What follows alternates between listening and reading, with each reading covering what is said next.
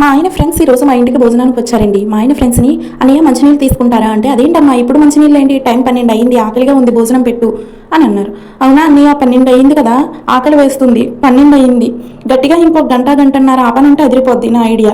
ఈలోపు మా ఆయన వచ్చి, నువ్వు పాపం నా ఫ్రెండ్స్కేమో ఆకలి వేస్తుంది ఇక్కడ, మీకేం అర్థం అవ్వదు, ఒకసారి తిని చూడు అని మా ఆయనకి టేస్ట్ చూపించా. తిని ఎలా ఉందో చెప్పు నాకు, హలో కంగారు పడకు, కొట్టను కానీ ఎలా ఉందో చెప్పు నిజంగా అని అడిగా.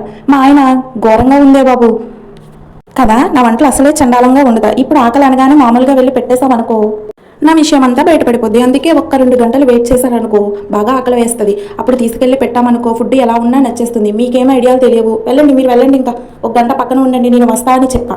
మా ఆయనేమో నీకు దండమే బాబు అని వెళ్ళి పక్కన కూర్చున్నారు. 2 గంటలైన తర్వాత అన్నయ్య ఫ్రాన్స్ ట్రై చేయి, మంచి స్టార్టర్, చాలా బాగా లేట్ అయింది అన్నయ్య ఇవన్నీ వండేప్పటికి. అన్నయ్య ఏమో తిని చూసి అబ్బాయి ఎంత బాగా చేసావమ్మా అని మెచ్చుకున్నారు. అన్నయ్య వాళ్ళ వైఫ్ ఏమో, వదిన నువ్వు రెసిపీ తప్పకుండా చెప్పాలి, వీడియో నచ్చితే సబ్స్క్రైబ్